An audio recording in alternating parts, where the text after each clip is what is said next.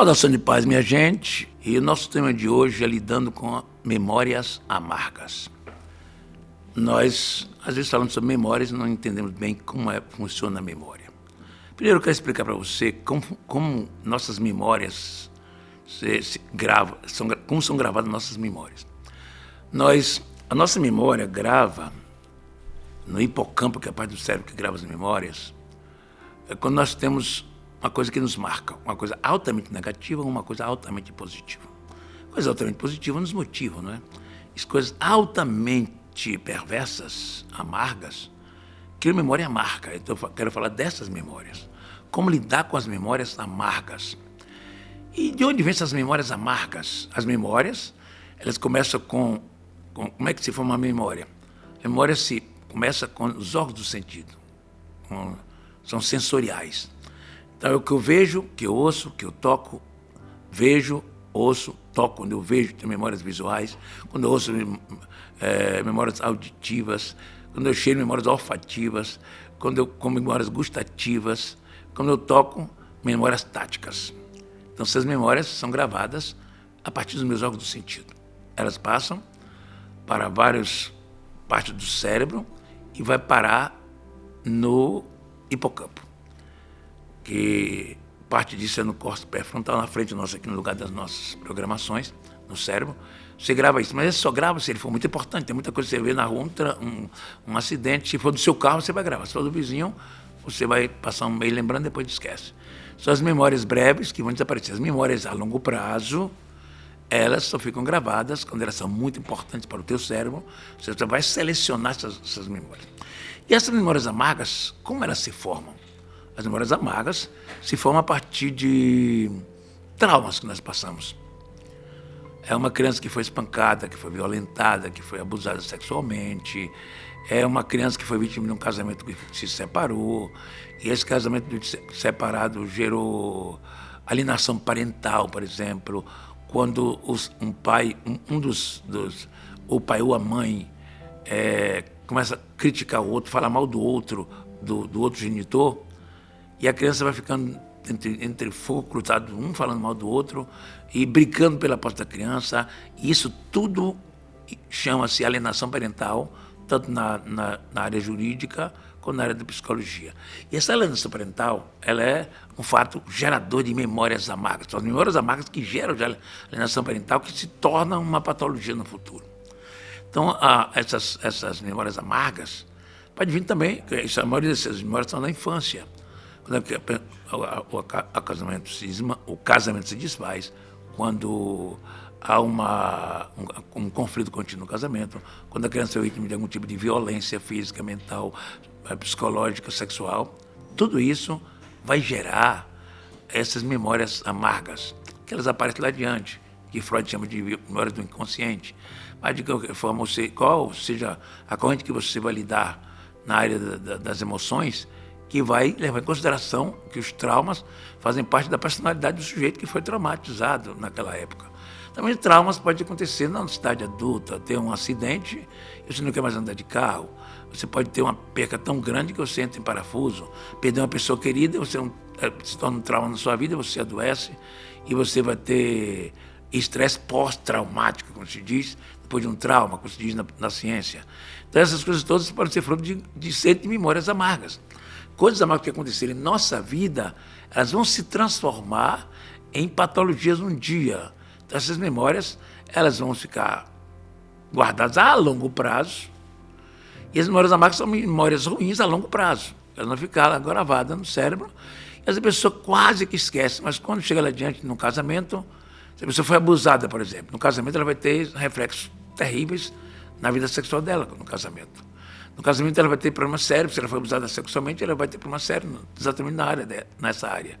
Então essas coisas, lá adiante a pessoa se torna uma pessoa ruim, pessoa encrenqueira que não consegue, uma pessoa procrastinadora, uma pessoa que briga com tudo, uma pessoa que adoece de depressão, ansiedade, transtorno bipolar, esquizofrenia.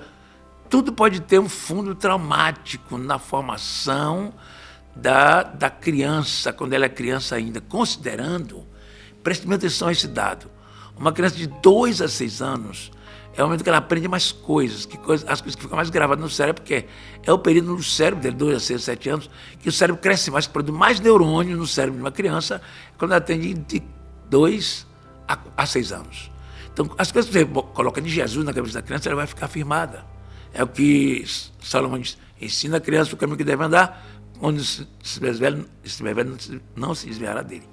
Quando a criança não recebe coisas erradas, também traumas, essas coisas vão gravar, ou vai gravar somente as coisas erradas. E essas coisas erradas produzem comportamentos patológicos no futuro.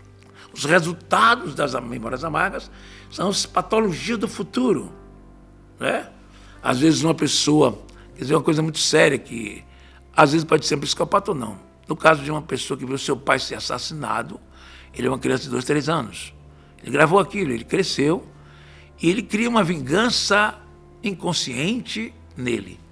E lá adiante ele se torna um matador em série.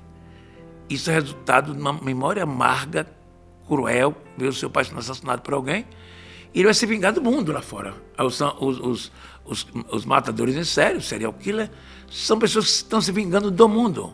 Não da pessoa que ele fez mal, mas do mundo. E essa forma de se vingar do mundo é matando pessoas. Então isso é que traumas, de memórias amargas, de sofrimento que teve na infância. E essas memórias amargas, elas estão em muitas pessoas. Claro, nem todos têm. Se você foi criado no lar, saudável, tranquilo, espiritual, você não vai ter memórias amargas. Pode até um dia ter um acidente lá, ter um incidente de percurso no seu casamento, você criar uma memória amarga. Mas se as pessoas forem criadas em ambientes hostis, em ambientes críticos, vai ter problemas sérios com memórias amargas. E as memórias amargas, ela vai dar sinal lá no futuro, vai sinalizar com patologias. Desde depressão, ansiedade, estresse, e até o gatilho que levará a transtorno mais profundo, porque a esquizofrenia, daqui a pouco, pode ser fruto também de um trauma muito profundo. De um trauma muito profundo, mas pode ter um fundo genético, mas um trauma muito profundo pode gerar patologias terríveis nas pessoas que estão lá. E como lidar com isso? Como pastores que nós somos, como profissionais de saúde mental, precisamos cuidar dessa pessoa. Mas se você é um conselheiro que tem técnica de aconselhamento, mas não conhece profundamente as questões de fazer uma terapia psicológica, você precisa encaminhar essa pessoa para tratar. Porque essa pessoa, às vezes, vai precisar de psiquiatra, de remédio, de uma terapia mais longa, vai demorar anos de tratamento, mas toda doença tem um caminho, toda doença tem uma causa, mas toda doença pode ter uma cura. Tem um caminho que a doença vai, mas tem a cura que pode acontecer interditar aquele caminho da doença. Porque o caminho da doença pode levar a pessoa até a morte. Mas também pode ser interditado com um tratamento sábio, prudente, com uma oração, com o milagre de Deus. Alguma coisa forte de Deus pode acontecer. Ou um tratamento demorado, são tratamentos psicológicos, psicanalíticos, são demorados. Ou quando tomando remédio de um psiquiatra. Mas, enfim, a pessoa vai chegar a um momento que vai encontrar um ponto de equilíbrio. Pode ser que não encontre cura, com esquizofrenia não tem cura e outros, mas encontre ponto de equilíbrio para levar a vida dele. Então, nós todos, como conselheiros, precisamos ajudar essas pessoas. Cuidar dessas pessoas, sabendo que elas estão aí, elas fazem parte da nossa comunidade, fazem parte da nossa igreja, fazem parte do nosso caminho encontrando pessoas assim, e nós precisamos ter uma palavra para eles. Quando nós não temos uma resposta, nós encaminhamos para outra pessoa que pode ter. Por exemplo, quando eu estou atendendo uma pessoa com depressão, e a pessoa diz para mim que quer se matar, eu não tenho uma resposta imediata, porque a terapia é demorada. Eu encaminho essa pessoa para um psiquiatra, porque ele precisa ter uma intervenção medicamentosa que vai melhorar o comportamento da pessoa. A pessoa vai dormir e vai melhorar. Então, essas coisas são tão interessantes. Você sempre encaminha. Você diz, não, mas vou ficar aqui e orar, que pode expulsar o demônio. Não. Tem muitas patologias que parecem até com demônio, mas não é. São patologias de memórias amargas que as pessoas carregam consigo. E limpar suas memórias, o sangue de Jesus tem poder para limpar a nossa mente, e nós ficarmos livres de todas as memórias que nos sacrificam, que nos oprimem, que nos fazem sofrer e nos adoecem. Gente, tudo é possível que crê. Confie em Deus e se liberte das memórias amargas da sua vida, e você pode ter uma vida ainda abençoada, feliz, cheia de alegria. Que Deus ajude a cada um de nós e que aconselha, seja abençoado os conselheiros, os terapeutas, para cuidar dessas situações tão complexas, mas Deus nos ajude, nos dê vitória e seja abençoado em nome de Jesus. Um abraço a todos.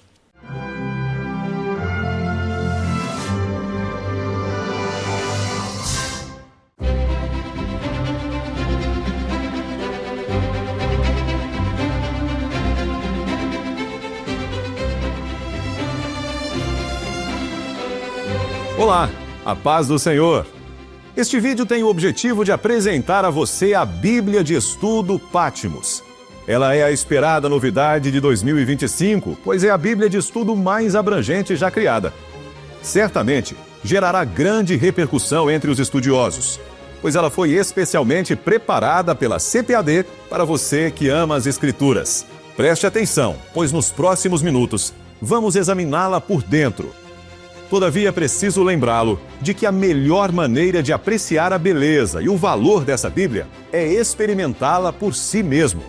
Então, vamos explorá-la por dentro, para ver o que a torna tão única e útil. A Bíblia de Estudo Patmos combina o melhor e mais recente estudo evangélico com o texto bíblico na versão Almeida Revista e Corrigida. Uma tradução essencialmente literal, especialmente adequada para o estudo das Escrituras. O resultado é um estudo bíblico completo, com notas, mapas, ilustrações, gráficos, cronogramas, artigos e diversos outros recursos. Cada livro da Bíblia começa com uma introdução essencial, que inclui informações importantes sobre o autor, a data de escrita, o pano de fundo e o cenário histórico. Além disso, a introdução apresenta uma linha do tempo que mostra onde o livro se encaixa na história bíblica. Um grande mapa de seu cenário, uma descrição das características literárias, um extenso gráfico dos temas-chave e um esboço detalhado do livro. Ao longo das mais de 2.200 páginas, você encontrará 20.000 notas de estudo escritas especificamente para a Bíblia de Estudo Patmos. Essas notas explicam de forma clara e cuidadosa o significado do texto bíblico e oferecem respostas objetivas para perguntas frequentemente levantadas. Além disso, fornecem informações teológicas, históricas e arqueológicas sobre as passagens da Bíblia, com o propósito de ajudar as pessoas a compreendê-la de maneira mais profunda. Mais de 200 mapas estão distribuídos ao longo da Bíblia de Estudo Patmos. Cada um desses mapas é apresentado de forma vibrante nas páginas que contêm o texto bíblico que ele ilustra. Além disso, a Bíblia de Estudo Patmos inclui mais de 50 artigos sobre tópicos essenciais, como a autoridade, a confiabilidade e a interpretação das Escrituras. Todos escritos pelos principais estudiosos e professores da atualidade. Essa obra não apenas informa os leitores sobre importantes locais e edifícios bíblicos, mas também os retrata visualmente. Mais de 40 ilustrações de alta qualidade, incluindo representações do tabernáculo, do Templo de Salomão e da cidade de Jerusalém, foram criadas por uma renomada empresa de ilustração arquitetônica, sob a supervisão cuidadosa de especialistas de renome mundial em arqueologia bíblica. O resultado é uma série de reconstruções notáveis. Vejamos alguns exemplos. Começamos por volta de 1000 anos antes de Cristo, quando o rei Davi capturou a pequena cidade de Jerusalém. Quando seu filho Salomão assumiu o trono, ele expandiu a cidade. E no topo do Monte Moriá, construiu um magnífico templo para adoração e sacrifício. Ele é retratado aqui na Bíblia de Estudo Patmos com detalhes meticulosos. Depois, vemos como era Jerusalém após o exílio, quando os israelitas começaram a reconstruir sua cidade e seu templo em ruínas sob a piedosa liderança de Neemias.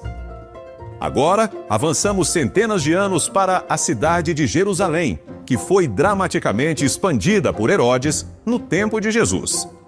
Aqui, vemos a localização do palácio onde Jesus foi julgado por Pilatos, assim como o Monte do Templo, onde ele andou, conversou com seus discípulos e confrontou os líderes religiosos de sua época. A Bíblia de Estudo Patmos também nos leva diretamente para o próprio templo de Herodes, mostrado neste desenho em corte, renderizado com precisão histórica.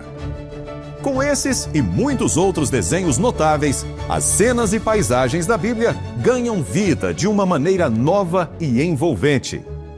A Bíblia de Estudo Patmos foi criada para ajudar as pessoas a compreender as Escrituras de maneira mais profunda, ou seja, a encontrar a verdade eterna da Palavra de Deus como uma realidade poderosa, transformadora e convincente.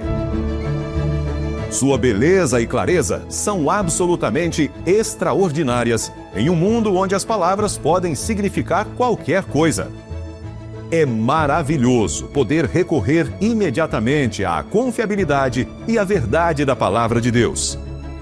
Os 95 estudiosos e professores que compuseram a Bíblia de Estudo Patmos realizaram um trabalho notável. Por isso, acredito que ela será um recurso essencial para aqueles que desejam compreender a Palavra de Deus de maneira mais profunda e baseada em princípios sólidos. Obrigado por se juntar a mim nesta apresentação. Creio que ficou claro como a CPAD se dedicou a honrar a Palavra do Senhor com excelência, beleza e precisão por meio deste grande lançamento.